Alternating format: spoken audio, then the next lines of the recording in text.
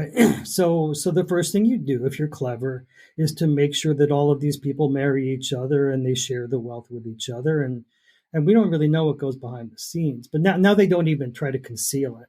Yeah, the right pedigree is really Yeah, important. The schools and what are you part of McKinsey and all of that. that's exactly right. And your George Carlin said, you don't have to prove any formal conspiracy to notice that all of these people have common interests. Yes, And 100%. right, it involves making an awful lot of money and possessing an awful lot of power. And the idea that anybody's going to give this up is nuts. Well, So, I think it's as simple. I think it's as simple as putting yourself in their shoes. If you had all of that, would you give it up? oh no, Like, you convince yourself that you are the only person capable of doing this right.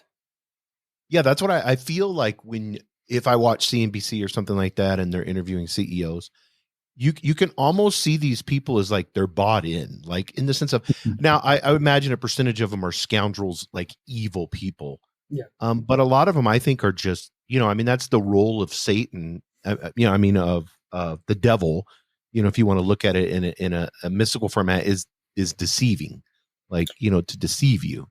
Right, and the greatest deception of all is to have someone tell you how wonderful, beautiful, and brilliant you are, and you buy into Yes. it. So, but there's a great line in a book. There's a book called "The Caine Mutiny" by Herman Wouk. It became a great movie too. But the line in there, one of the guys is the Navy was designed by geniuses to be run by idiots. Now, I think that holds true for every large human organization. Yeah, and this gets into the question of, with in a world where economic consideration often dominates decision making, how can Steiner's emphasis of the autonomy and balance of these three social spheres help address current imbalances? And I think more important than that, because we kind of talked about that, but how does it prioritize human well-being? Yeah, it just does. Steiner certainly does, but what pushes back against any attempt to really cultivate the human being is that once again it's gonna encroach upon the privileges of the people in charge of everything. So as unfortunate as it may be, I was just reading this book this morning, one of Steiner's books about threefold, and he goes, we have a choice. We can either bring this into being rationally, or we will suffer catastrophes, cataclysms, mayhem, and revolution. And that seems to be the way we're going to go. And it sounds kind of sad to say this, although this is our karma, perhaps. But things are going to collapse, and they're going to have to collapse. And evil is not going to be done until it exhausts itself. That's so true. Yes. And then all of us will see it because all of us are going to be beaten down into the dirt. Then and only then, I guess it's like living in a village that's owned and operated by the cartels or something. When you've absolutely, you yourself are exhausted by the evil and whatever small participation you have in it, you will necessarily gravitate toward the good. Yeah, and I think we've all been lulled into, especially here in the United States and in Europe, but we've been lulled into this. Here's a jail cell. Come on in, and then we willfully go into this jail cell because there's things in there that we want, and then they can leave the door open and leave the key laying around because we're happy to be in the jail cell. So they've manipulated and deceived to the point to where that's where we're at. Like I feel like a lot of people are more than happy to give up their freedoms and their individuality, for the sake of these, for sake of consumerism. And even at the lowest level of consumerism, it's the cipher on the matrix. I know that I'm eating a piece of digital steak, but I would rather do that than have to fend for myself in a true world. It's like Plato's cave. And Steiner talked about this a lot. I mean, he said it's far better that all of us be a little bit poor and working hard than to have everything satisfied for us. So, what the downside of that kind of thinking is the people in charge of the world very happily make us poor, but it won't be because we're all honestly trying to make a living in a fair world. It's because they've given us zero opportunities, and we'll take whatever crumbs they give us. So it's a very different approach to poverty. Yeah, and it's so interesting whenever you look at you know, his view on like understanding and I think this is where people can kind of get a misinterpretation of it being utopian, maybe, or like this could never happen type of a thing, because we always picture spirituality as being oppressive, like a lot of people do, or but his viewpoint, because I want before we get into the because I'm gonna kind of gloss over things, and of course we're gonna have to do more episodes on this, but whenever we look at spirituality, and because I mention this to people, now I'll be like, no, not Christianity, not not what the Western world is viewed, the mainstream religions. I'm talking like a spirituality. He's using it more. How would you explain that, or what do you think the best way is? It like just basic human freedoms? Because we always view religion as like next thing down the road, they're going to tell us what to do. Well, yeah, that's what everybody accuses religion of doing, but that's what your state does every week. Yes. The same, right? I mean, this is what's amazing to me is that the people are terrified of the totalitarian power of religion. Who's dragging you out of bed to make you go to church? Nobody. But watch what happens if you don't pay your taxes.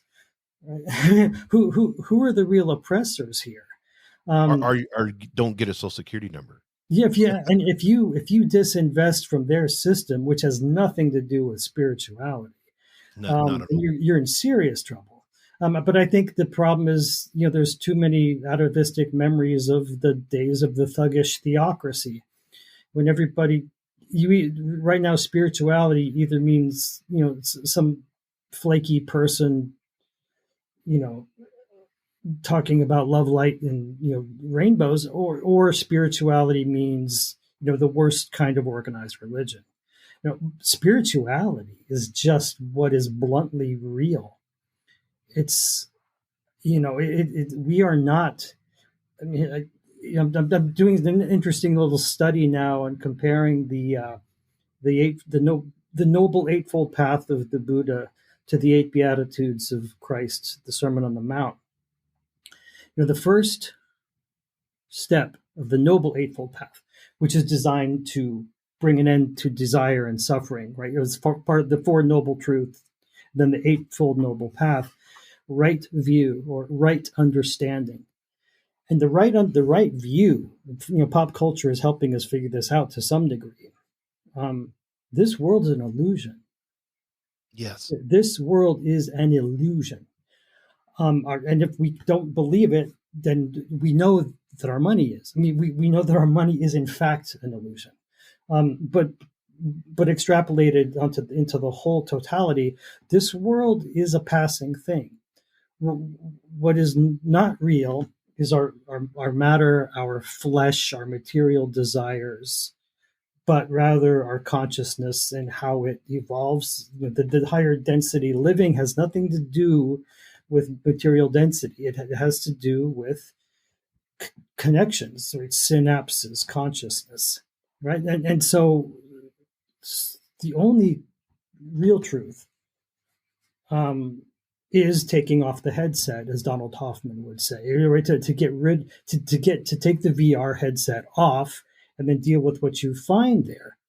Mm-hmm. So spirit, I think maybe we need another word besides spirituality, but what we're talking about here is that which is in fact fundamentally real, and it is not material. That is so good. And I'm so glad you mentioned Donald Hoffman, because and I want people to understand, it's not a future VR set or the ones that we have out now. Like everybody, his viewpoint is everybody has a VR set on right now. Right now. Yeah, we all have that. And it's based off of, anything. Of Course in Miracles talks about this, which I thought was really good. It talks about in the sense of, anything that is eternal is real. Mm-hmm. So anything that's passing away, like you said, like it's easy to see that our money's fake. Like it's just printed paper. There's nothing to really back it. I mean, we're just printing more and more and more. So when we look at something that is so obvious fake, and then we're investing so much of our time, energy, emotion, everything that we have, then we're living a life that is not real. We're in a VR headset. Like, it's that simple. We're yeah, and as to use your metaphor, there's the key to the cell is sitting right there, and we don't want any part of it. Yes. You know, it's and And so do I you? think yeah. Oh, go ahead. Sorry. No, I just think that the rights, the first, what the Buddha and Jesus Christ both wanted us to know that the first step is right view, right understanding. This world isn't real. So you take the first step of the Noble Eightfold Path, corresponded directly to Christ's first beatitude, and Jesus said, "Blessed are the poor in spirit." What does that mean? We think poor. If you read poor in spirit means you don't see what's going on. Hmm. It doesn't mean you're a pauper. That means that's poor in materialism. Poor in spirit is you don't see what's going on. So therefore you are blessed because you when you do wake up to the reality and you realize, oh my God, this world around me is in fact material and it's passing and it's not real. And then they're in the position that you're talking about. When the first time you have that flash of illumination that none of this is real, that's when you have to change. Mm-hmm. Yes. And that's when the blessing comes. That's the beatitude is you realize all I see of myself is my body, my life, my stuff, and I know that it's not real now. At that point, the blessing is allowed to enter in. I think that's what that's so beautifully said, and I think that's what we would call religion or spirituality. It's that Yes. it's that internal awakening. Yeah, but the first awakening isn't, oh, I'm so wonderful now. The first awakening is I got nothing. Yes. So I better figure. And so what's the second step on the Noble Eightfold Path is right resolution. Mm-hmm. So, okay, now that I know that I'm spiritually poor because I think I'm a person, and I know now that I'm not, now what am I going to do about it? So it's really profound. But yeah, but geez, all these discussions of money and wages and capital and labor, they really are, it really is like a giant monopoly game. From the standpoint of the illusory world, you master the game before you move on from it, but don't leave it unmastered. You can't leave it unmastered. Yeah, that's so good. That's so true. And we could see just here recently, whether it was in 2009 or what happened in 2019, with the current global financial crisis, what's happening, in the, with money and finance. I mean, this is so clear